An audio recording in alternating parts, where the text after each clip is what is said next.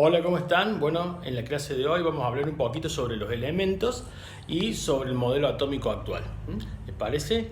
Así que bueno, papel y lápiz para tomar apuntes y a partir de ahora vamos a empezar a utilizar tabla periódica. Así que bueno, necesitaremos la tabla periódica para poder trabajar y resolver los ejercicios. Bueno, vamos a hablar un poquito de los elementos. Primero que nada vamos a recordar un poquito lo que era el átomo. El átomo dijimos que era la mínima porción de materia que puede existir y tener propiedades de la materia. Es decir, lo mínimo que podemos tener de hierro es un átomo de hierro, lo mínimo que podemos tener de plomo es un átomo de plomo. No podemos tener partículas menores al átomo que tengan las propiedades de esa materia. Pero sí el átomo está construido por diferentes partículas, que son las que llamamos partículas subatómicas. Las más importantes son los protones, que tienen carga positiva y se encuentran en el núcleo, los neutrones, que no tienen carga eléctrica, pero que se encuentran también en el núcleo, al igual que los protones, y tienen la misma masa o peso.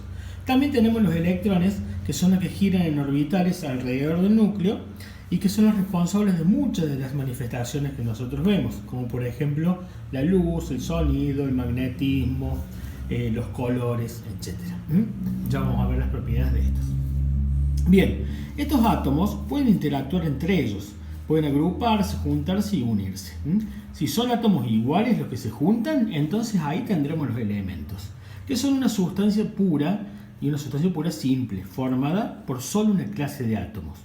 Eso se llama sustancia pura simple, que son los elementos como el hierro, el aluminio, el oxígeno, el hidrógeno. Son 107 elementos reconocidos oficialmente hoy en día en la tabla periódica.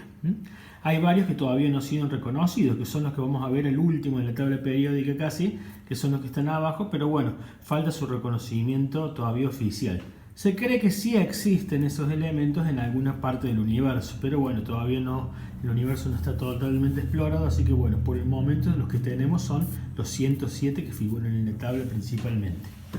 Bien, si cuando nosotros tenemos átomos que se juntan son diferentes, los que se juntan, entonces lo que se forma es un compuesto. Ese compuesto, que está formado por átomos diferentes, es una sustancia pura, pero que se llama sustancia pura compuesta. La mínima estructura de esa sustancia pura compuesta es lo que llamamos molécula. Por ejemplo, el agua, que está formada por dos átomos de hidrógeno y un átomo de oxígeno. El anhídrido carbónico, que está formado por un átomo de carbono y dos átomos de oxígeno. O el alcohol, por ejemplo, que está formado por dos átomos de carbono, 6 de hidrógeno y 1 de oxígeno. Así como eso tenemos muchísimos otros compuestos, 6 millones de compuestos. Bien, vamos a los elementos entonces.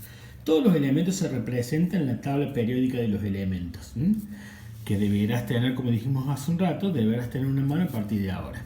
Fue Dmitri Mendeleev y luego Meyer quienes organizaron los elementos ubicándolos según la cantidad de protones, que es el número atómico. Y se distribuyen en columnas llamadas grupos, que son las columnas de lo vertical, y en filas llamadas periodos, que son las horizontales. En la tabla periódica se exhiben todos los elementos conocidos. Un ejemplo puse acá con algunas de sus características. Por ejemplo, este que tiene el símbolo, que es el sodio, cuyo número atómico es 11. Ese número atómico ya vamos a ver qué representa, también se le llama Z. Y también tenemos el símbolo, el nombre y un número acá que se llama número másico, o A. También se le dice A. Este número normalmente se redondea al más próximo. Acá vemos que dice 22,98, 99, 87, etc. Bueno, este número se redondea a 23. Ya vamos a ver qué significa el número másico y qué significa el número atómico. También se pone otra información del elemento, punto de ebullición, punto de fusión, en este caso es la valencia o estado de oxidación, mucha información que después lo vamos a ir viendo más adelante. En este momento esta es la información principal que queremos saber de ese elemento. ¿Bien? Cuando hablamos del símbolo químico, el símbolo químico proviene de las letras del nombre en latín. Por ejemplo, sodio viene de natrium. Se toman las dos primeras sílabas del nombre en latín. Normalmente se toma la primera, pero cuando ya existe un elemento con la primera, se toman las dos primeras. Por ejemplo, el sodio se toma Na porque ya existía antes el nitrógeno, que era N. Hierro se toma Fe, que es ferrum. Se toman las dos primeras porque también existía la F, que era fluorum. Entonces de ahí viene del flúor. Después también tenemos la C, que es carbono, que viene de carburum. Bueno, y así todos los elementos tienen la primera letra mayúscula de imprenta y la segunda en la minúscula de imprenta. Cuando vemos el modelo atómico actual, básicamente tenemos que saber esto, que está compuesto por un núcleo formado por protones, que son cargas positivas, y neutrones, que son elementos sin carga, que ambos, tanto los protones como los neutrones, tienen masa, es decir, que todo el peso del átomo está concentrado en este núcleo. También tenemos, alrededor de este núcleo tenemos orbitales, no órbitas. Las órbitas son lugares como la Luna alrededor de la Tierra, son lugares definidos, o la Tierra alrededor del Sol. Los orbitales son zonas que se pueden agrandar o achicar, es decir, son zonas de probabilidad. Ese electrón puede estar un poquito más cerca o un poquito más lejos. Bien, esos orbitales son los lugares donde encontramos a los electrones, que giran alrededor de este núcleo y que tienen la carga eléctrica negativa. Y una particularidad muy importante, se considera que no tienen masa, ya que su masa es tan pero tan pequeña que es despreciable comparada a la masa del protón y del neutrón.